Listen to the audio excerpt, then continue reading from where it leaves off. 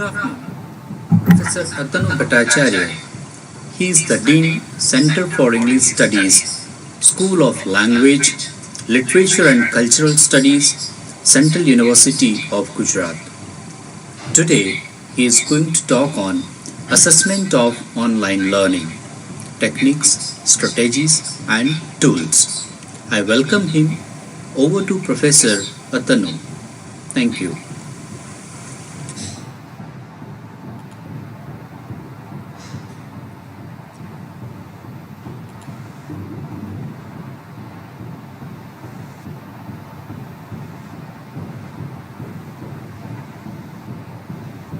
Please, sir. You can start? Yes. Thank you, first of all, HMPCDC Institute and Career Development Center, HMPCDC Career Development Center, CBM University, and all my former colleagues, my present colleagues, for having me here. I think before I start on online assessment, I would like to say a few things and then probably at the end, when the questions come or when we have a discussion session, when you send me your questions and I try to respond to your questions, I will try to respond to some of the queries that you have. But before that, I think I should start by saying that the idea of online assessment that we are discussing today in a COVID-19 world has been there for a very long time. So it's not something that is very new.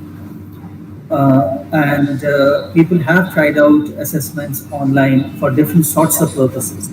And I think it is good to keep that history in mind before we start talking about online assessment today, because it's become a necessity now, especially when the disease and the virus are shut down institutions and we are finding it difficult to carry out our classes. And since we are doing online teaching, at least in some places, we are also aware that maybe we would be forced to kind of do online assessments at a later point of time.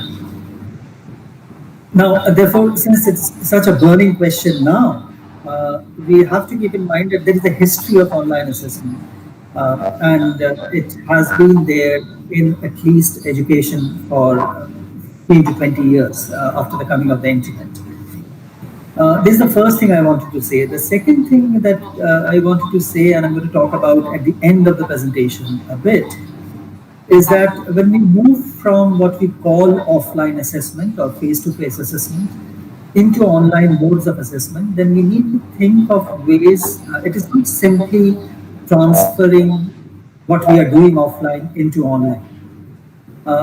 It is something that we have to take care of, we have to think about, and we have to ponder about when we are doing online assessment. It is something like, if you remember the early PowerPoint days, a large number of teachers who made the transition from classroom chalk and board situation to PowerPoint situation, or many of our students who moved from writing to PowerPoint presentations, the initial stages were mostly what happened in the chalk and board situation or in the written situation. So the same information was transferred to PowerPoint.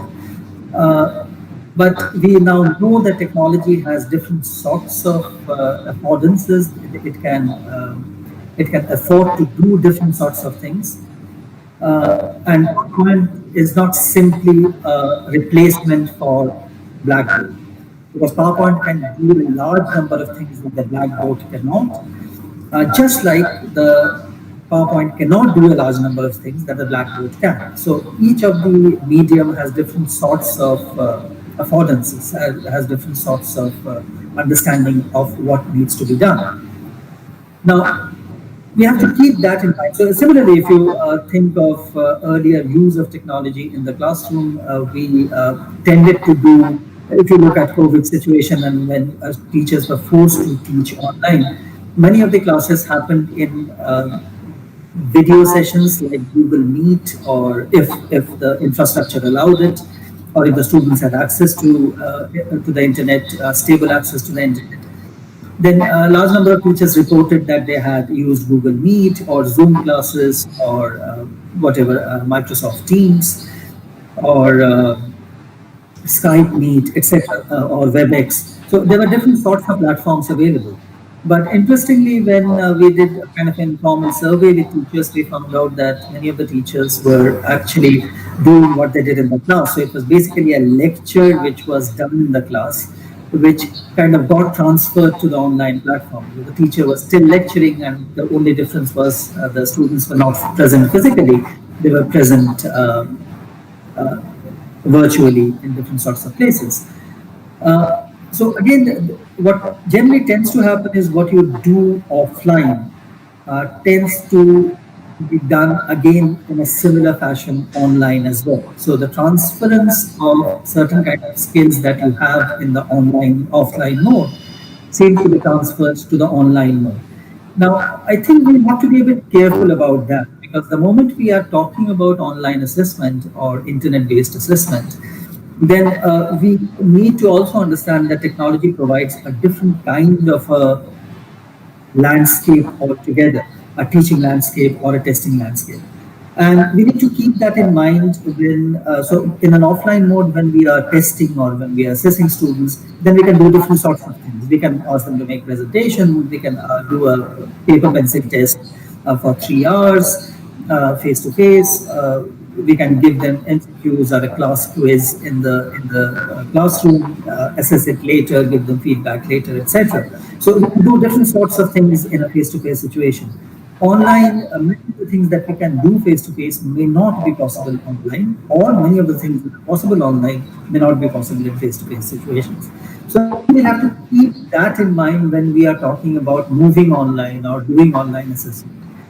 So with these two things, just to make you start thinking, we can probably start with what we can do. So I'll start with the basic outline of today's discussion. I'm not going to call it a talk or a lecture. It's really not a lecture or a talk.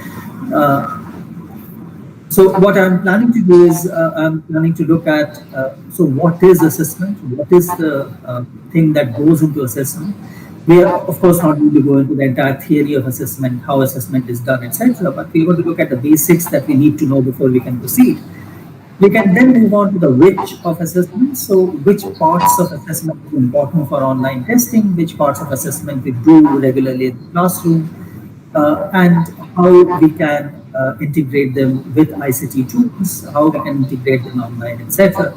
And then, of course, how we can do it. So these are the three parts that we are going to look at online assessment. So the what of it, what is assessment, which parts of it can be done online or should be or could be done online, and how do we do it? What are the tools available with us to do these assessments? So these are the three things that we're going to look at as we move along. Vishal, I think someone's mic is on. Can we mute it, please, because it's creating a bit of a disturbance. No, sir, it's okay. It's okay? Yeah. Right. Yes. Thanks. Excellent going, sir. So the first thing, the what part of it, let's look at the what part of it. And again, we are not going to go into details of it. But if you are aware, then there are two basic types of assessment. There can be different types, but these are the two basic ones. One is known as the formative, one is known as the summative. And I'm sure that in your other previous sessions that you have done with other people, you might have come across these two categories. So one is the formative assessment, one is the summative assessment. Very briefly going through these two categories of assessment. The formative or ongoing assessment, it can take different forms. So it can be self-assessment. You can ask your students to assess themselves. You can give them a guideline of how to assess. They follow those guidelines, assess themselves, and then present their assessment to you. And then you can have a discussion with the student of how to assess themselves. So that is one way of formative assessment. Now remember, formative assessment generally doesn't have a grade or a marks at the end. It might have, it's not necessary. But formative assessments generally do not have a gradation pattern or a percentile pattern or a marks at the end of the assessment.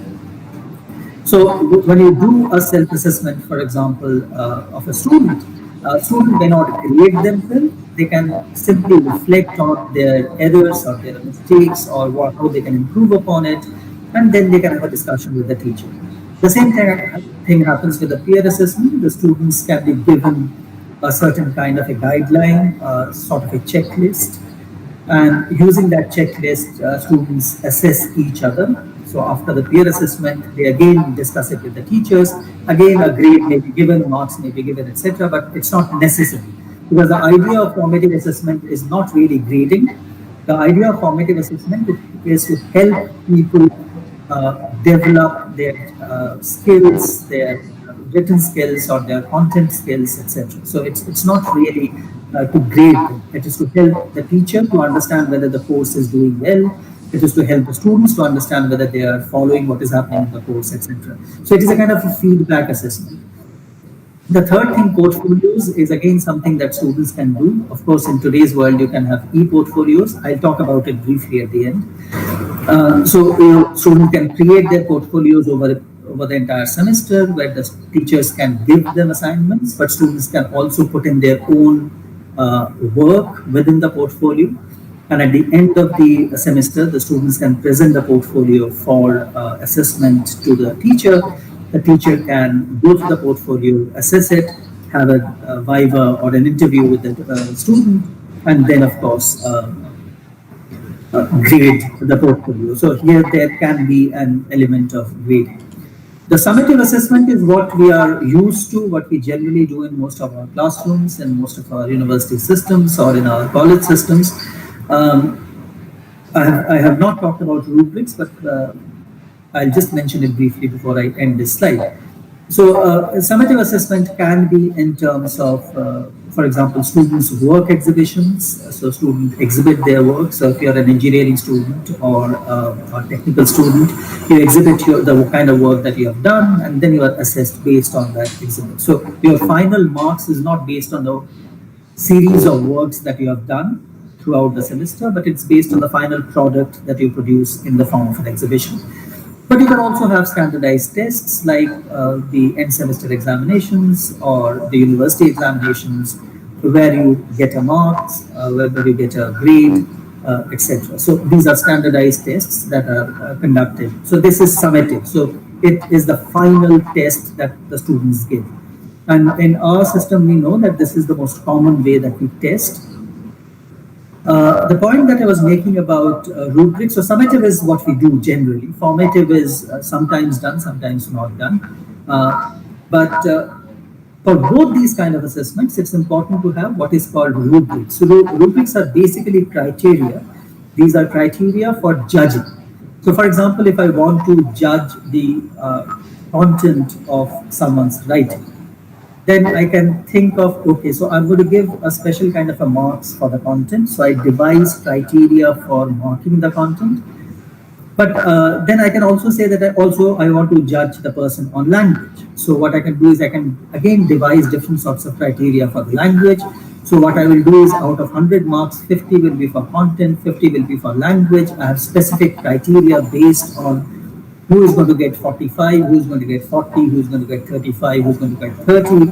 If the content is this, the same thing with language, what kind of language will get 45, what kind of language will get 40, etc. So I devise criteria based on it, and I create a rubric, and then I mark students based on it. And this can be done both for formative and summative assessments.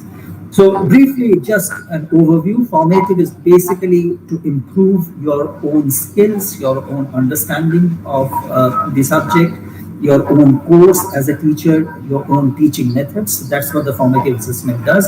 It helps you to give some sort of a feedback, to do some sort of course correction. So you course correct after formative assessment. Summative is more of a product-based assessment, where there is a final product and you grade it and you mark it. So this is generally the what of it. But there is a second part to the what of it, and that is that we can, of course, have assessments based on the content. So you have the base information that if you're an engineering student, or if you're a science student, or if you're an English student, or if you are a pharmacy student, then you know that there is some base information that every student should have. So that is the content. But you also know that based on the information that they have, the content information, they also need to apply that information somewhere else. So they need to apply it in terms of analysis. They need to apply it in terms of, they need to employ that content in terms of getting employment.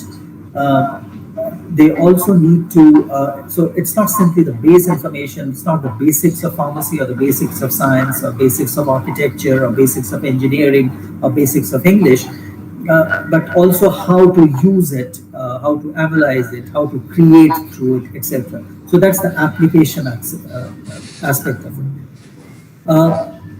Unfortunately, what has happened in most of our education system, and especially in the examination system, is that we tend to base our summative assessment, the final test, on the content.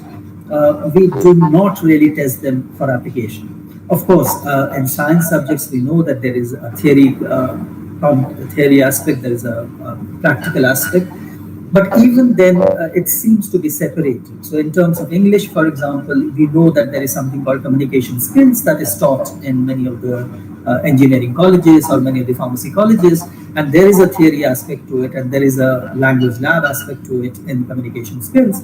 But we know that, well, they are not really separable. So we have a separate test for theory, we have a separate test for practicals, etc. So what we have done is we have separated the theory and the practical aspect, and we tend to test the theory, the content part, more than the applicability or the analysis part. And this is something that we have been struggling with, because we know that we have large numbers of students, so we do not have just enough infrastructure to do application-based testing. It's easier to test content, so we tend to test content. Now, in order to do that, of course, what we tend to do is we make it into a system of examination where the students will have to come somewhere, they will have to sit for 3 hours, there will be an invigilator, no one is supposed to carry anything including their mobile phones, they are not supposed to carry chit, they are not supposed to carry books, etc., etc. So we have created a whole system which is based on an idea called proctoring. I'll talk about proctoring at the end. So proctoring is where you constantly keep the students under surveillance, because the test itself is based on content, and therefore it can be, there is a possibility of cheating, there is a possibility of stealing. Of course, if the test is based on application, then, I mean, even if they bring books or chits, it doesn't really matter, because if they don't know how to apply, they don't know how to apply, etc. So this is something that we need to keep in mind, that is sometimes a problem with our assessment system, that we tend to test content much more than application. And as I'm going to argue by the end of the presentation, probably online assessment, if we are planning to move to online assessments, then it probably is going to be more application-based than content-based. Because if we move online and say we are just going to test content, then it's probably going to be a bit more difficult online, until you set up the same face-to-face examination system online as well. That is possible, but it's difficult and expensive to do. So, as I promised, we are going to move into the which part of it. So, how do we test content and application? Very briefly, we can the content can be done through MCQs, for example, through quizzes, through short answer types, and of course through essay type answers as well. Content is easy to assess. It's not very difficult to assess, because you can have different sorts of testing tools that you can use for content. So you can have quiz, you can have crossword, you can have different sorts of things for testing content. And you can also have short answer types. So you ask students to answer in 30 words or 40 words or 50 words. Or even 280 words if students are answering on Twitter. So depending on how you're going to take the test, content is easier to manage. The problem is with the application. So if you're testing application, then it has to be written, it has to be analytical. So what we need to do therefore for application is it has to be written, it has to be long answers, or it has to be a product which shows that you have understood what is being done, you have understood the theory part of it, you have understood what has gone behind it, and you know how to apply it in real life, or in producing a product, or in solving a problem, etc. So the application part of it, or the written or the analytical part of it, is something that is more difficult to test.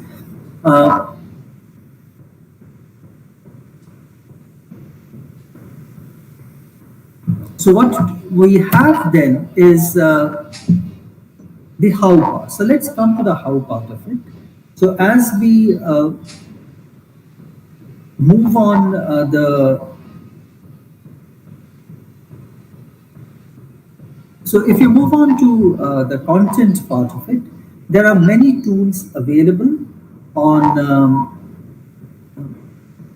online which can help you do the content part. So here are some examples. There are many other examples available.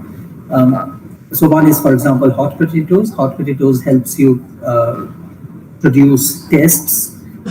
These are called authoring tools. So basically, you as a teacher these are all free. You can simply go online or download the app and then start producing tests which can be of different types. For example, Hot Potatoes allows you to produce what are known as closed tests or fill in the blanks kinds of tests. It allows you to produce quiz, it allows you to produce crosswords, matching activities, and what is known as a mix activity. So you can mix all these things together in one test. These are, as you can see, mostly MCQ types of testing. Quizlet is another app which is very commonly used in education. So Quizlet can again help you produce quizzes. Once the students answer those quizzes, it automatically produces a score for the student and sends feedback to the teacher. So you get an automatic feedback on Quizlet. The same thing with Kahoot. Kahoot helps you again produce quizzes, but it also allows you to do a few other things like short answer types. And again, the teacher is automatically alerted that the student has taken the test, and you get a feedback based on that. And of course, many of you might have used during the lockdown period Google Classroom, which has inbuilt assessment tools within it, including the Google Form. So the Google Form can be used to produce online tests, multiple choice tests, and can be integrated with the Google Classroom itself. So students can answer the questions on the classroom, and again the students can, the teachers can get a feedback based on. Teachers, of course, can get good feedback to the students on the test taken. So the content part is not a problem because the online mechanisms can help you devise short MCQs or short quizzes or short answer types online. The application part, there are online tools available. So now we know that things like Microsoft Teams and EdBase, for example, which is again a platform for online testing. Papershala, I don't know how many of you have used it, but again, it's an open source online testing platform which allows you to allows quite a large number of students to take tests and to write tests. So it is not simply tests based on online MCQs, but it allows students to write tests and produce tests. Of course, many of you might have used Moodle.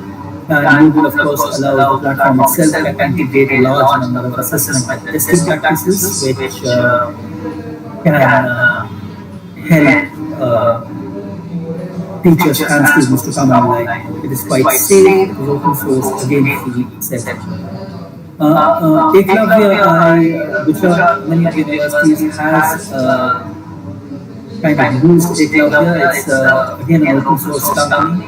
It has a paid version, it is also got a free version. Gujarat University, for example, uses it for some of its platforms, especially for its placement from Gujarat University uses Eklavya. Eklavya is a customizable platform, so you can decide to take one part of it. You can tell them that, okay, we have 1 lakh students and we would like to give them a test and they can design it for you. Of course, that's a paid version, but there is a free version as well of Eklavya, where again students can take tests, etc.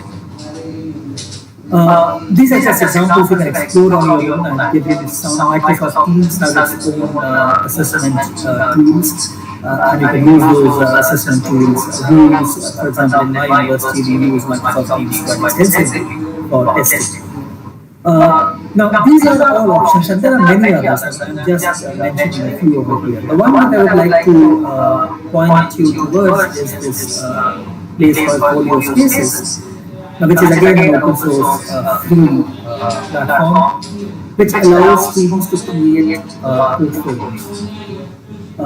So you can ask students to submit their assignments or submit their work on folio spaces, and then you can assess that on online itself. It has got quite a lot of space in it. So even if students do not have access to a stable internet connection, they can always write their portfolios or their assignments or their exams, and then of course upload the scanned version of it onto folio spaces, which can then be accessed by the teachers, etc. So a folio space is primarily used for portfolios, e-portfolio that students create for themselves, but can also be used, of course, for application-based testing. Now, all these platforms that are there, and there are many others, can be used for application-based testing. But then how do you do it? Because how do you ensure that students are not cheating? How do you ensure that students have access to, do not have access to any other material? How do you know that students are not copying from other sites, etc.? So I'll give you some tips, which I'm almost at the end of my talk. So I'll give you some tips of how to go about it. So if you remember, I began with this idea of testing content and testing application. Testing content is based on memory. So it's basically based hello Antanu sir, sorry for disturb sir. आपके यहाँ से कोई other device open है, YouTube channel या और कुछ भी, mobile में कुछ मोबाइल साउंड ऑन ना? ओके, क्योंकि सर साउंड इको हो रहा है, थोड़ी देर बंद हो गया था लेकिन फिर से स्टार्ट हो गया है। ओके, मैं एक काम करूँ विशाल भाई, मैं फोन में I am just when I am speaking I वो फोन में ये स्विच ऑफ कर दे रहा हूँ। साइलेंट मोड कर दीजिए सर, तो भी चलेगा। साइलेंट पे ही है, पर अभी मैं इसको फ्लाइट मोड पे कर देता हूँ तो शायद हो सके। सर आपके कंप्यूटर में शायद 2 गूगल क्रोम ओपन है। हाँ, बट ये तो वो मीट वाला ओके, वो तो सिर्फ, बाकी तो और कुछ ओपन नहीं है, यूट्यूब वगैरह। ओके सर, आप फिर से प्रेजेंट नाउ कर दीजिए sir.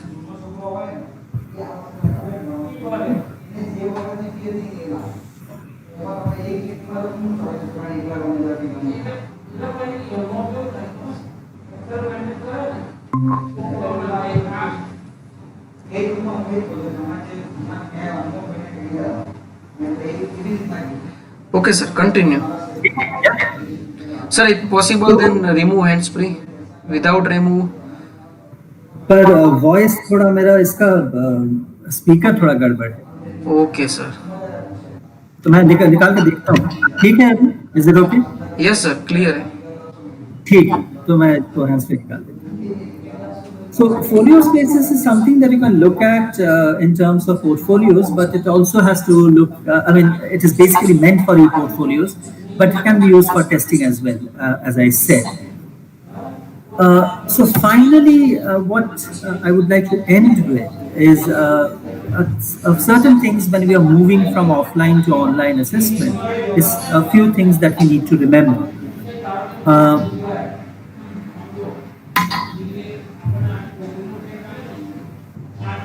The first thing is that we need to understand that technology is the mediational tool. So technology is not something that is going to create tests for us. Tests are going to be created by us, and tests are going to be used by students, and it is we who are going to design the tests.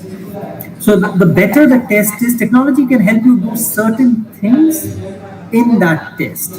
But technology also kind of tells you that certain things that we do in face-to-face mode cannot be done with technology. So we need to keep that in mind, that technology is a kind of a mediational tool. The second thing that we need to remember is that are we going to test memory, or are we going to test criticality? So are we going to test the memory skills of students, or are we going to test the critical skills of students? Now, if we are testing memory skills, then technology is very, very useful, because as I showed you, there are quite a lot of apps that can help you create a lot of MCQs, a lot of quizzes, short answer types, etc. So it's very good with memory-based tests technology. The moment it becomes application-based tests, then we'll have to think of not how technology can help us, but how can we help technology to design certain kinds of tests. So if we are testing application, then we have to test their critical skills. We are not going to test their memory. So of course they need to know what they are talking about, but even if we have some things that they need to know to apply, if it is an application critical based on criticality, if it is an application based test, then technology can simply be a mediational tool. We don't really need a face-to-face kind of a technology where the technology is checking whether you're checking a book or you're cheating from some other site, etc. It is technology can do all those things, but that is not the idea of technology. The idea of technology is that it gives you a platform where when it is not possible to meet face-to-face, how do I design my test? How do I design it in such a way that even if students have access to other sites, even if students have access to other media, even if students have access to books, it finally will test what I want them to test. So the tech or the technology will depend on what my focus is. So I'll give you a few examples to end with. So I'll end with some case studies. Now, one of the things that has been talked about quite a lot nowadays is open book examinations. It's called OBE. And AICTE and UGC is promoting it quite a lot. Especially, they have suggested that in case that face-to-face examinations are not possible, students can be given open book examinations. Now, if you are giving open book examinations, then we have to be. It's not a question of what technology we use. It's more a question of what kind of tests do we design. So if we are designing tests which are simply the same thing that we used to do in face-to-face tests, then technology, whatever technology you use, it's not going to work. So we need to completely change the nature of tests that we have. And the nature of tests that we have needs to be there for application based. We cannot test simply memory. We cannot simply test content in open book examination. The idea is to let them have their books, let them have different sorts of media, let them consult people, but the test or the questions are such that they will have to respond to it without, if they don't think about it, no one can help them. So if we can design those kind of tests, unfortunately I can't really do it right now, but if we have questions, maybe in the discussion session, we can discuss this. The second thing, of course, is the use of Google Classrooms. Now, Google Classrooms has this, they have integrated Google Docs into it.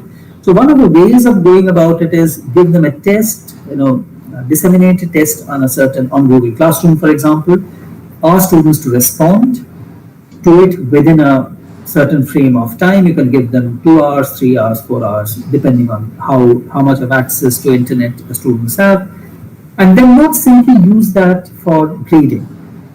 If possible, give them a kind of a global feedback on what they have said. So it's not necessary that you check every question, every answer, and then you give feedback on that.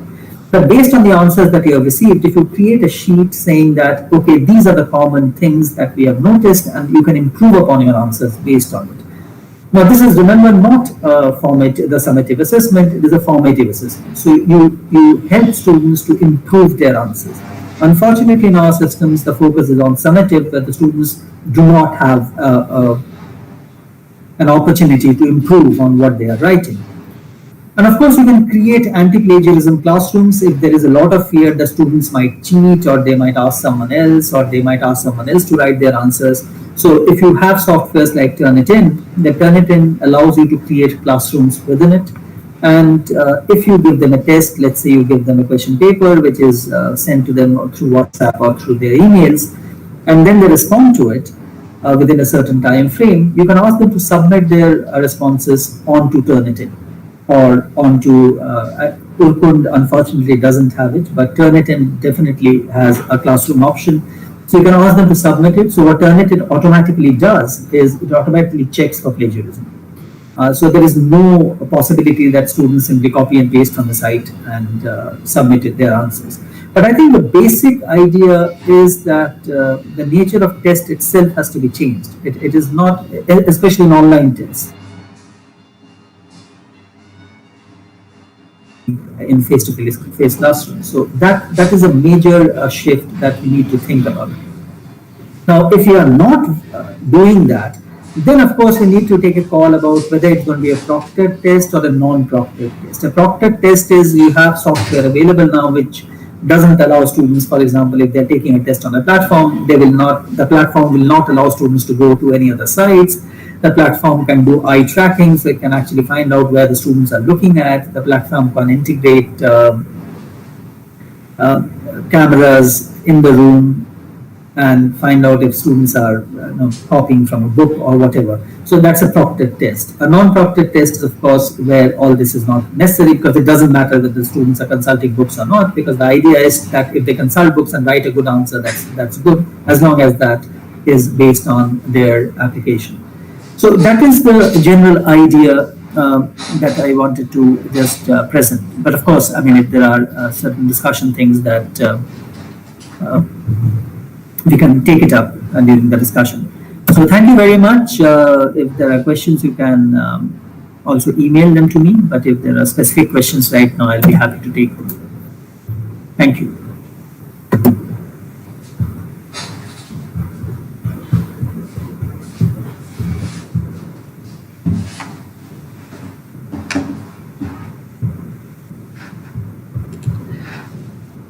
Sir, we have sent some questions on your WhatsApp. I'm sorry, I'll have to use this thing because I can't hear properly. Yes, sir.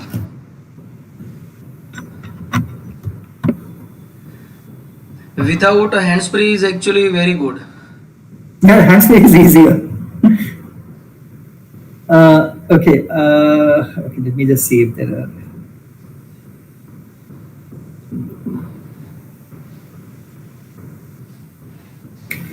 Okay, one of the questions is about which online assessment tool works out the best. Kahoot has been quite good, and Kahoot has been used by a large number of educational institutions. It has proven that it is quite a good one. I like Kahoot quite a lot because it gives you feedback. So that's one of the very important aspects of Kahoot. Quizlet is okay, but Kahoot is really good. And Kahoot can be, the good thing about Kahoot is it's open source and can be integrated in any of the things that you're doing. So you can integrate it in Moodle, you can integrate it in Google Classroom, you can integrate it in Microsoft Teams. So you can integrate the app into anything. So that is quite useful. Unfortunately, we cannot have descriptive questions in Kahoot. Unfortunately, we can't have. It has to be, it is mostly a quiz. It's a short answer. It's mostly MCQs type that Kahoot can design. I think I explained to you what one of the questions is, what does it mean when a test is proctored online? When a test is proctored, a proctored test is basically when the technology helps you to do things that you do in a face-to-face test. So in a face-to-face test, remember, students are going to sit at a distance, and there will be an invigilator, and the invigilator is basically going to make sure that students don't cheat, they don't use their media devices, etc. Proctored exam is exactly that. So proctored is, there is a kind of a technological supervisor. So instead of a human being, you have technology supervising. So you proctored, that's why it's expensive, because it needs a lot of gadgets. So you have, for example, you generally have a CCTV camera. You have the students need to switch on the laptop camera that they're using, and the laptop camera is then can eye track. So there is an eye tracking software contained in these kind of proctored exams. So it can track the eye. So whether you're looking at the screen or you're looking somewhere else, if you're looking somewhere else, whether you're looking, etc. So that's a proctored exam. A non-proctored exam is when this is not done. So you just give them a test and that's it, and you get the answers. That's what a non-proctored things does. The more proctored it is, the more difficult, the more expensive the test is going to become. Because remember, you need to add more gadgets to it. An anti-plagiarism classroom, I think I explained to you, is if you use anti-plagiarism software like Turnitin. Turnitin has a massive database. Turnitin also allows the software allows you to create a classroom within it. So, for example, if you have 500 students working under you, so you can create a classroom where you can create a test and you can give it to these 500 students. The software automatically emails it to them. You can set a time, and then you can tell Turnitin that, okay, I want the students to submit the answers within 3 hours, after which the software automatically closes the class.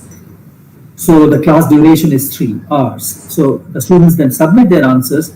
But what Turnitin, because it is an anti-plagiarism software, automatically does is it tests, it checks what the students have submitted is copied or it is plagiarism free. So they have written on their own. So that's how it works.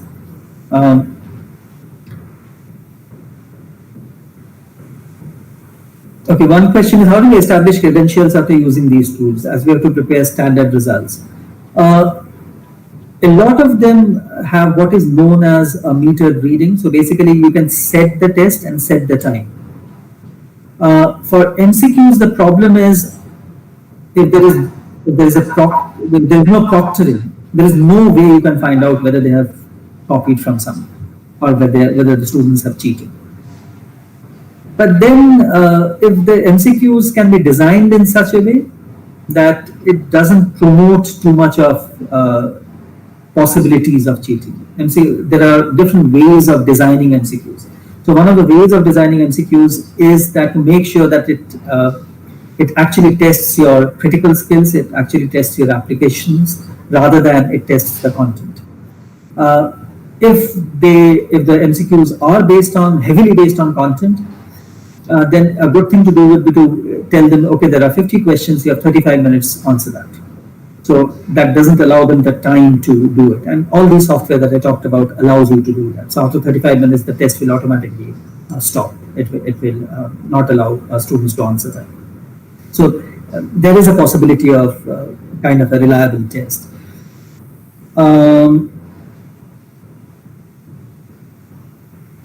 What are the best assessment strategies we can use during COVID-19? I think the best ones that we have done in our university till now, we use Moodle and Microsoft Teams and Google Classrooms. But I must again kind of emphasize the fact that it's not simply the test, it is also how we design the test. If the test is very well designed, it doesn't really matter whether students are proctored or not proctored, because the test is such that students really cannot, even if they copy here and there from somewhere, they will not be able to answer it as is asked in the question, because it is very, very application based. So designing of the test is very, very important. Unfortunately, we don't have the time to do that, but there are very good established books and protocols on how to design a good test, depending on but educational literature especially has quite a lot of literature on how do you design a good test, which is not simply based on memory or which is not simply based on content, etc. Yes, the question is there an anti-plagiarism software that can, which could detect the copied answers? Yes, I gave you an example of Turnitin. Turnitin it is paid, but it's probably one of the best in the field. We do have Urkund, which is software developed by Inflibnet, and which is something that UGC recommends. But Urkund's database is very small. It doesn't have a huge database, so it cannot check for massive amounts of data in terms of plagiarism. Turnitin is a bit expensive, but I think it's still the best anti-plagiarism software in the market.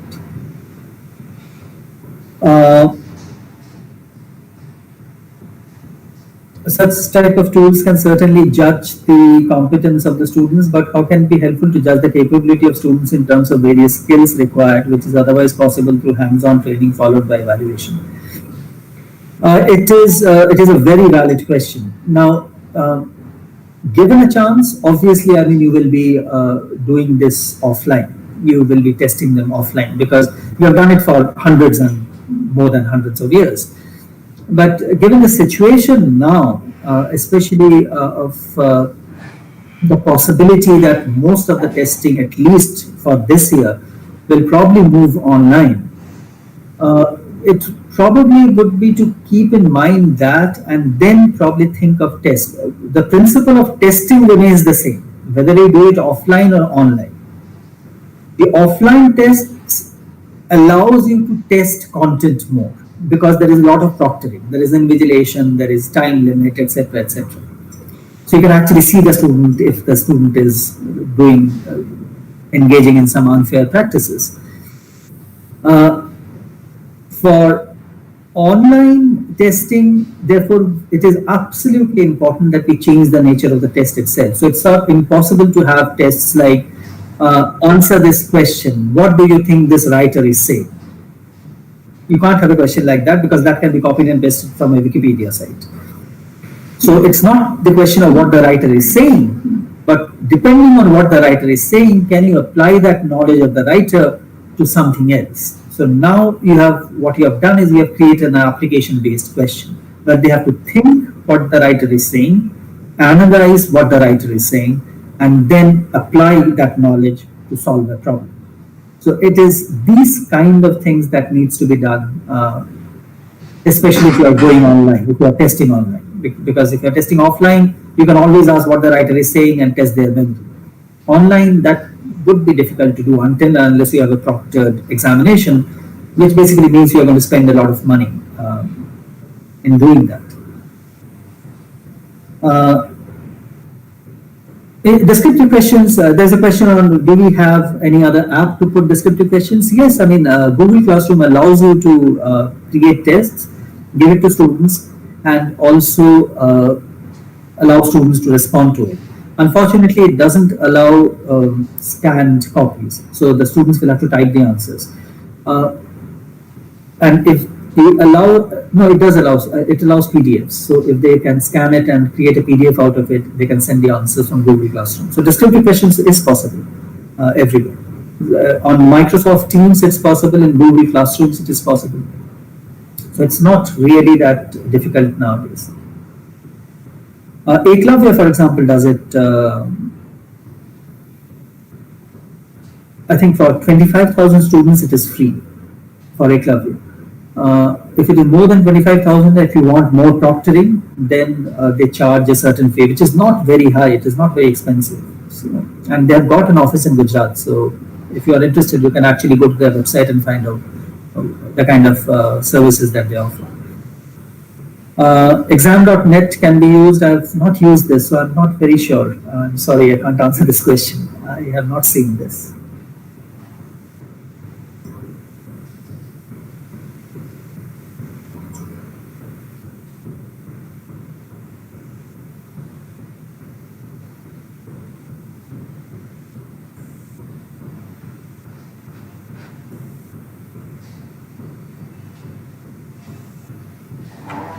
That is the Vishal bhai, I think that's all the questions that I had. Okay, sir. Okay. Okay, sir. So on behalf of our team, I am thankful to you, sir. So again, I thank you, sir, for delivering your expert session. Thank you, sir. Vishal bhai, thank you very much for being there and Yes, providing the technical assistance. And I thank all my colleagues and people who are listening in for being there and being patient. Thank you for all your lovely questions. Thank you very much. Okay. Thank you, sir.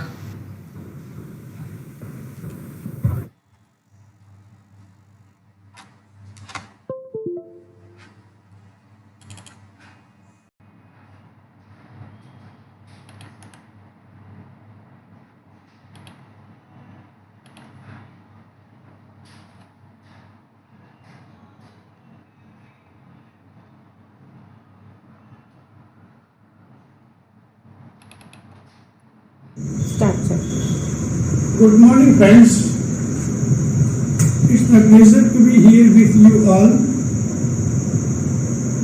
on the concluding session for the Teacher Development Program organized by HMPCDC Institute of English and Career Development Center.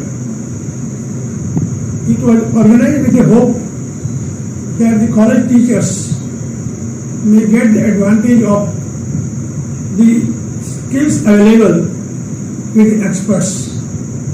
Looking at the present scenario of the world, it is highly necessary to have a change in our regular teaching program, and for that we are supposed to learn something new to do the best for the new generation. In this connection, I would like to congratulate the participants and the organizers to serve the best at the possible ways and means. Friends, whatever you have learned during this course of action, I hope you all will share this with your fellow lovely students. Once again, thank you all.